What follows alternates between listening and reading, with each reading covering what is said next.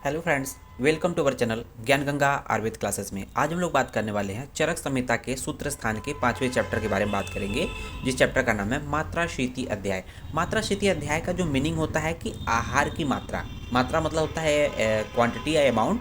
शीति मतलब होता है आहार के बारे में बोला गया कि अर्थात आहार की मात्रा का से संबंधित आहार की मात्रा को निर्धारित करने के लिए इस चैप्टर का वर्णन किया गया है। क्यों निर्धारण किया गया है कि आहार की मात्रा हर एक व्यक्ति की कितनी होनी चाहिए, और ये आहार की मात्रा किन किन फैक्टरों और किन किन कारण किन किन तथ्यों पर डिपेंड करती है, इसके बारे में आप लोग टोटल बात करेंगे। तो हम लोग जानते हैं कि ये जो चैप्टर है, जो शुरुआत होता है, 5th चैप्टर होता है चरक संहिता का। ये देखा जाए तो ये दूसरा चतुष्क जो है स्वस्थ चतुष्क की बात करता है।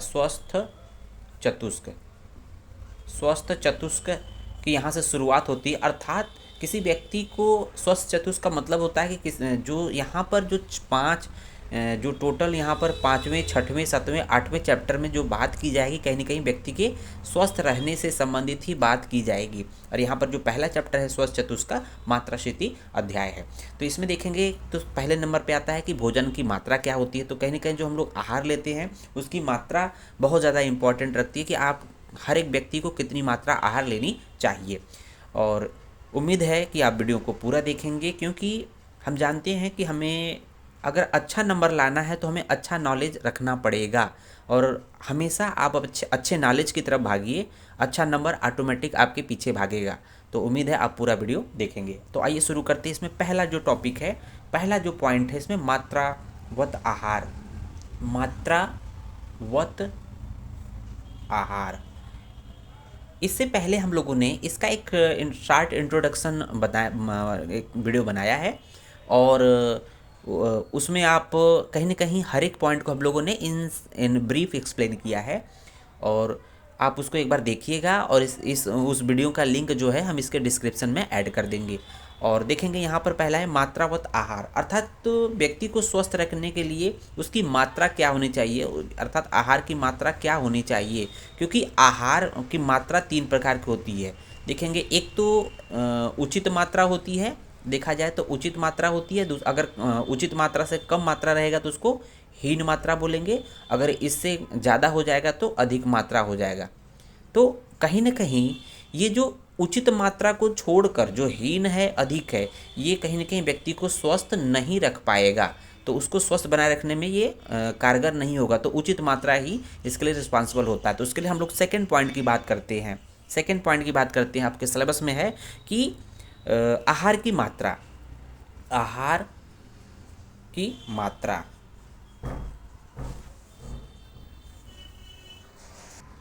अब देखेंगे जो आहार की मात्रा होती है हर एक पर्सन टू पर्सन वेरी करती है। आचार्य चरक ने बोला है कि मनुष्य को मात्रा पूर्वक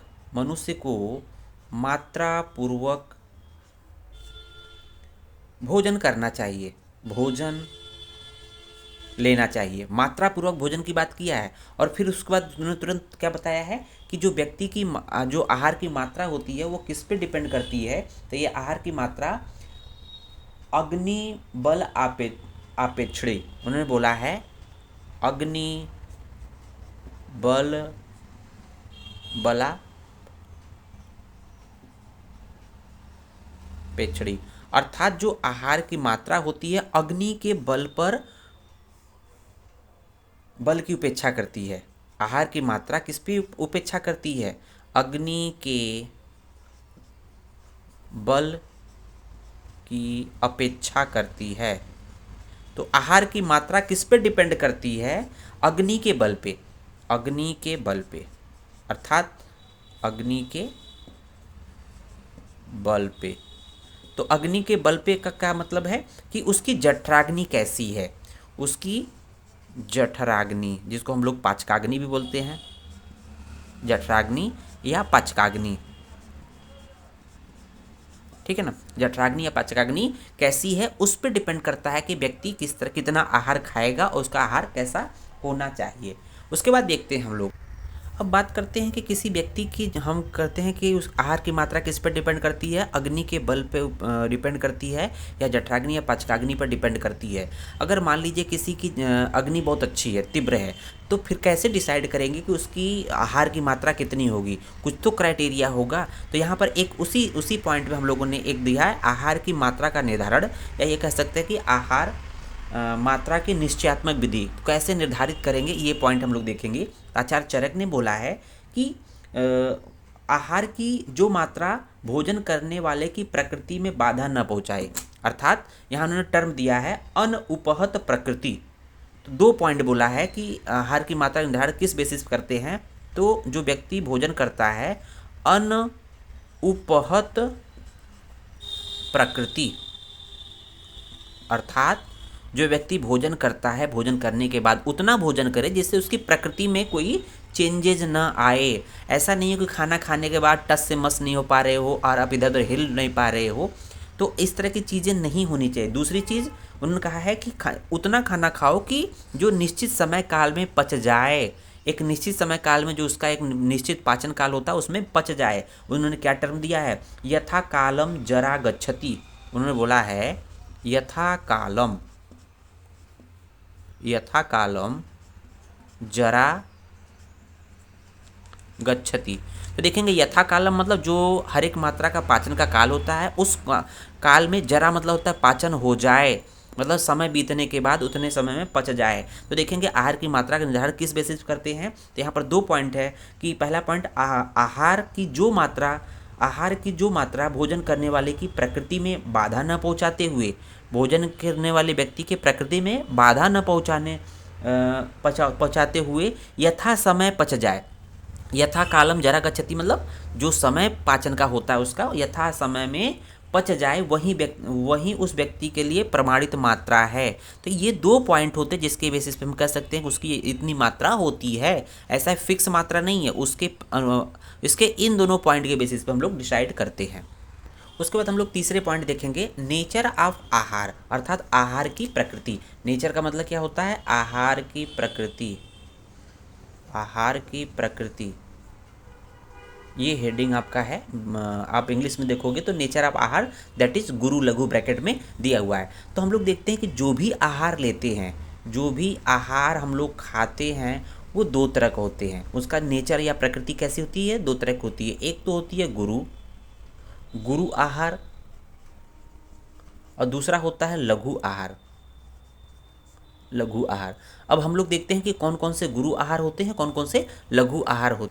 अब उसके बाद देखते हैं कि जो आहार होता है, ये लघु आहार कौन कौन से होते हैं। हम लोग सामान्य जो देखते हैं कि देखेंगे साली चावल है, एक साली चावल जिसको रक्तसाली भी बोलते हैं, लाल चावल जिसको होते हैं वो लघु आहार होता है। मतलब जो उसका स्वभाव पचने में क्या होता है, लघु होता है। लघु और गुरु का जो कॉन्सेप्ट है, गुरु का मतलब जिसको खाने के बाद देर से पचे, लघु आहार होते हैं जिसको खाने के बाद उसमें पाचन में कम समय लगेगा, उसको लघु आहार कहेंगे। तो लघु आहार सामान्यतः देखते होंगे रक्तसाली, इसको साली चावल बोलते हैं। एक साठी चावल है, साठी मतलब होता है 60, अर्थात जो चावल रोपाई के बाद 60 दिनों में ही उत्पन्न हो जाए, पैदा हो जाए, तैयार हो जाए, उसको हम लोग साठी चावल बोलते हैं। उसके साथ देखेंगे मूंग।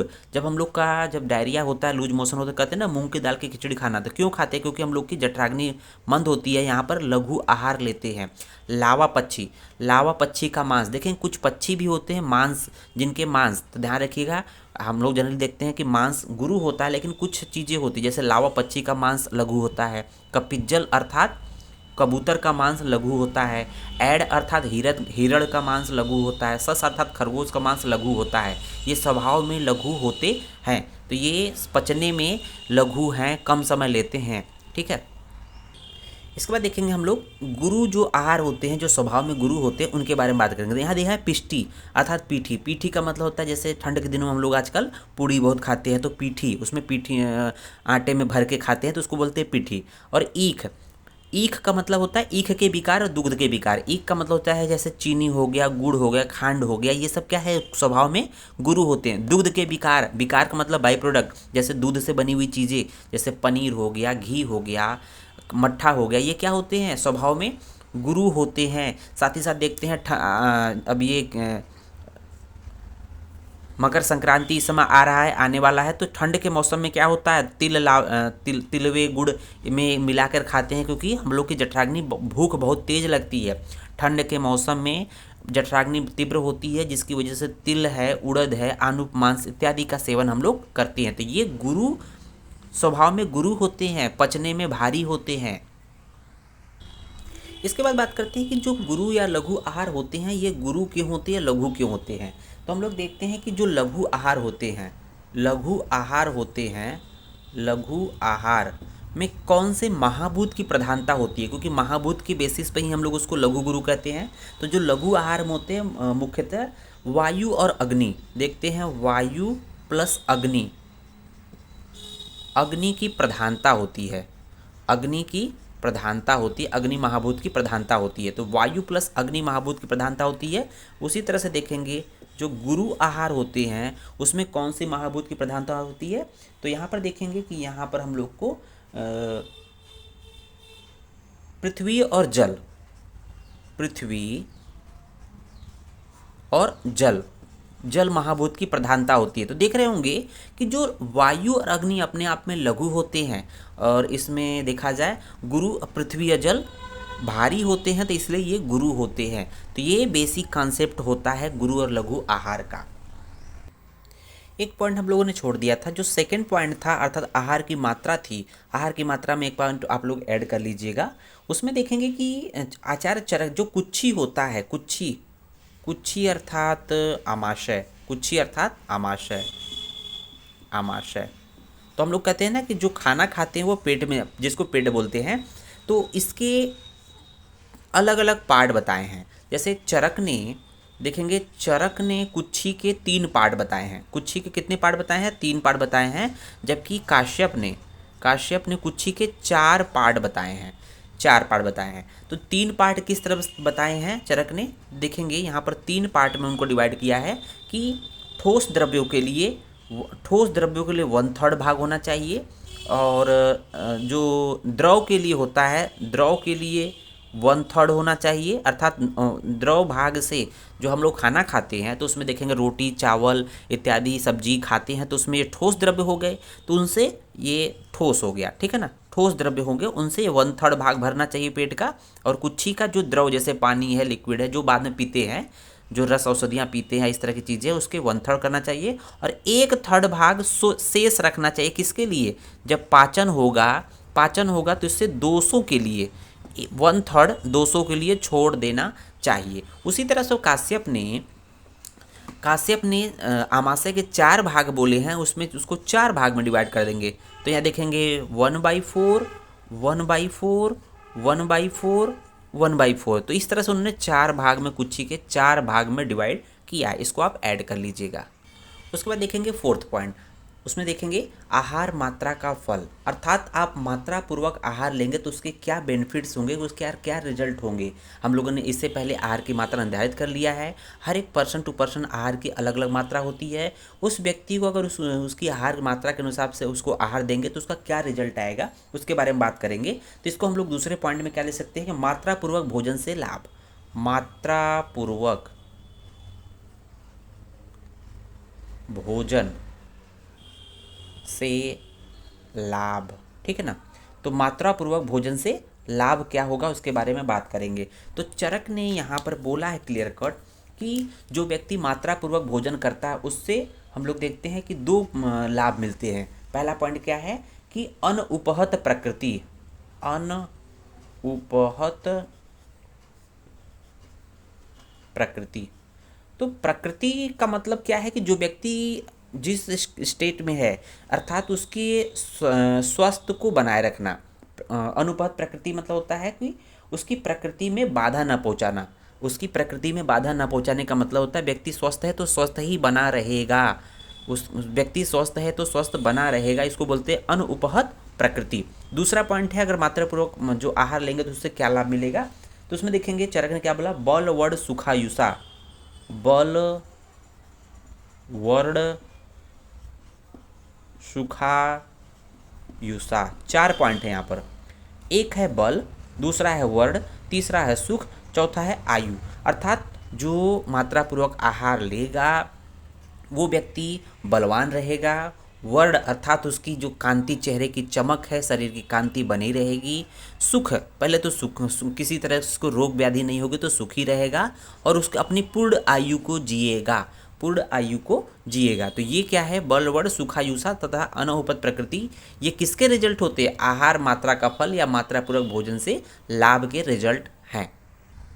इसके बाद देखेंगे हम लोग 5th पॉइंट के बारे में बात करेंगे, आहार सेवन विधान on the basis of its nature. इसको क्या कह सकते हैं कि प्रकृति के आधार पर आहार सेवन का विधान, on the basis of its nature, nature मतलब प्रकृति, तो प्रकृति के आधार पर आहार सेवन विधान। तो हम लोगों ने देखा था कि प्रकृति के आधार पर जो आहार होते हैं कितने प्रकार के होते हैं? 2 प्रकार के देखा था, एक तो गुरु आहार होते हैं, एक लघु आहार होते हैं।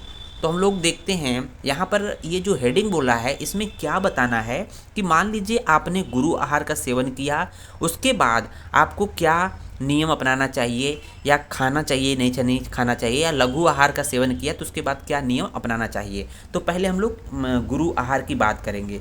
तो गुरु आहार की बात करेंगे तो उसमें बोला गया कि जैसे गुरु आहार, जैसे पिष्टमय, पिष्टमय अर्थात पीठी से बनी हुई चीज़ें, जैसे पूड़ी है, ये सब चीज़ें हैं नहीं खाने के बाद। पिष्टमय गुरु आहार पदार्थ, जैसे फिर चावल, पीठी है, चावल इत्यादि सेवन करने के बाद, मतलब कि खाने के बाद, इनके खाने के बाद कुछ भी नहीं खाना चाहिए, कुछ भी नहीं खाना चाहिए, ठीक है ना। जैसे रात्रि में हम लोगों ने खाना खाया या सुबह की बात करते हैं, जब भी खाने का नियम समय होता है उसके खाने के बाद, मान लीजिए आपने गुरु आहार जैसे पिष्टमय, चावल इत्यादि अर्थात गुरु आहार द्रव्यों का सेवन किया, उसके खाने के बाद, उसको खाने के बाद कुछ भी नहीं खाना चाहिए। मान लीजिए फिर आता है कोई व्यक्ति कहता है कुछ समय बाद हमें भूख लग जाए तो क्या होगा? भूख लगने पर, मान लीजिए खाना गुरु आहार द्रव्य का सेवन किया है और कुछ समय बाद व्यक्ति को कुछ समय बाद मतलब कि उसी आहार के पाचन काल के दौरान ही उसको भूख लग गई। भूख लगने पर थोड़ा बहुत खाना चाहिए, थोड़ा बहुत खाना चाहिए, ऐसा बोला है, ठीक है ना, ऐसा बोला है चरक ने। पहला चीज़ तो है कि गुरु आहार द्रव्यों के सेवन करने के बाद कुछ भी नहीं खाना चाहिए, ऐसा चरक ने बोला है, ठीक है ना। दूसरा पॉइंट उन्होंने बोला कि अगर मान लीजिए भूख लग गया तो उसमें तो क्या करेंगे, थोड़ा बहुत खा ले सकते हैं, ऐसा नहीं कि फिर से पेट भर के खा ले, क्योंकि ऑलरेडी आपने गुरु आहार द्रव्य का सेवन किया है। उसके बाद देखेंगे जो दूसरा आहार का प्रकार है लघु आहार। जैसे अगर हम लोग देखें कि मूंग की दाल की खिचड़ी, मूंग की खिचड़ी अगर हम लोगों ने जिस रात्रि में खा लिया, अगर रात्रि में खिचड़ी खा लिया तो कुछ ही समय बाद हम लोग को देखते हैं भूख लग जाती है, तो थोड़े समय बाद भूख लग जाती है तो उसमें हम लोग थोड़ा बहुत खाना खा सकते हैं, थोड़ा बहुत खाना खा लेते हैं या खाना चाहिए। तो ये जनरल ये देखा जाता है कि आप लघु द्रव्य का सेवन करते हैं आहार का तो जल्दी भूख लग जाती है रात्रि में ही, और फिर भूख लगने पर आप कुछ खा सकते हैं, जबकि यहाँ पर क्या था, कुछ भी नहीं खाना चाहिए। जब भूख लगे तो योग्य मात्रा में हल्का फुल्का ही खाना चाहिए।